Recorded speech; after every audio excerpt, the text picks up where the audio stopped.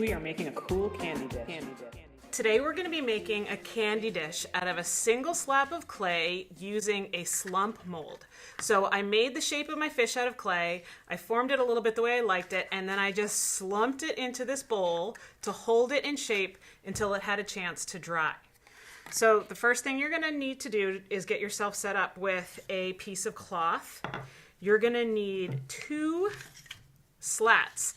They have to be the same size. So we've got some sticks in this classroom, and if we run out of sticks, sometimes what we do is we tape 2 rulers together. They're almost the same size, but not exactly, so it doesn't matter what you use, just make sure you have 2 that are the same.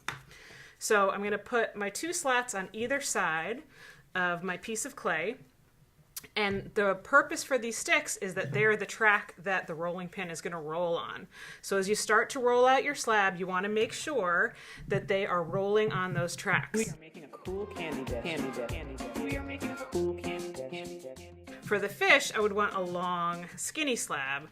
I was thinking today that I was going to make more of a cupcake-shaped little candy dish. So it looks like this one.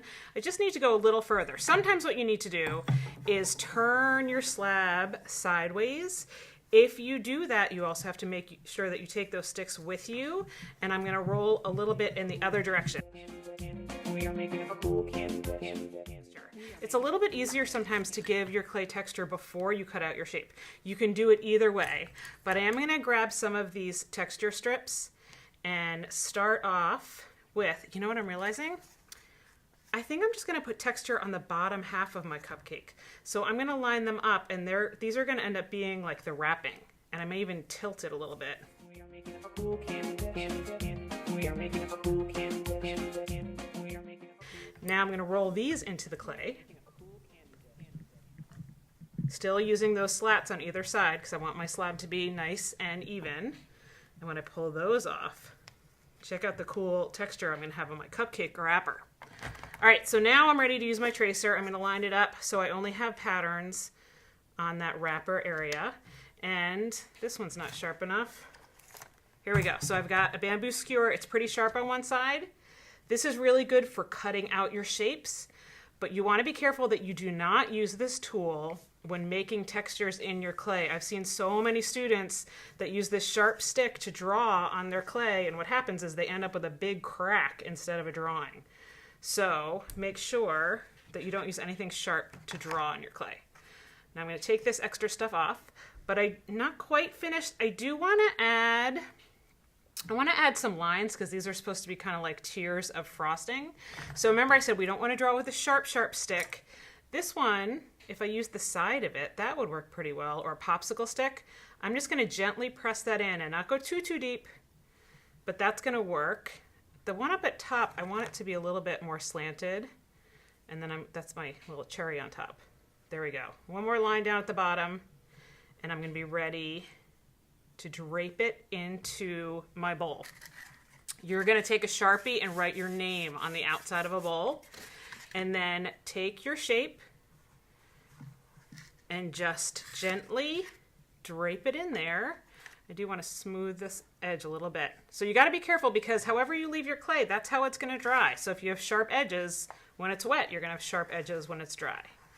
So I'm draping my cupcake in there. And I kind of like the way that's looking. So once I have my name on my bowl, I can set this aside to dry, and we will let it dry for a few days, fire it, and it'll be ready to take a few layers of glaze.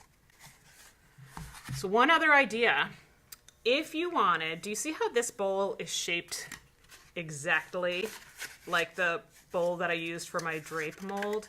The difference between that is instead of gently laying my shape in like I did with this bowl, what I did for this one is, I'm going to fast forward this for you so you don't have to watch the whole thing, but I'm going to roll out a slab, We are making a cool candy dish.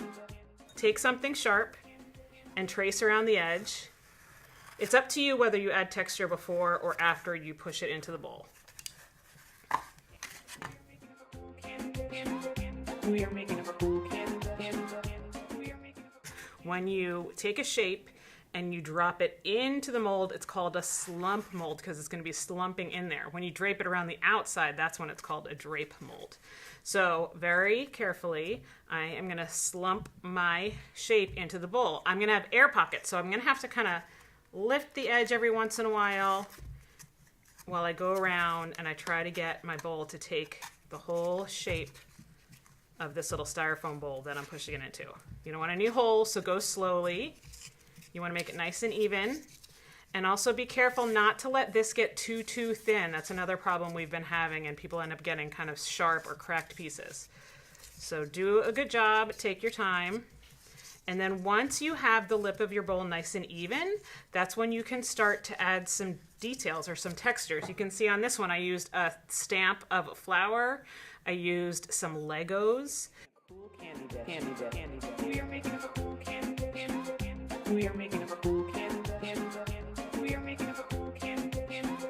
We are making a cool candy dish. We are making a cool candy dish. We are making a cool candy dish.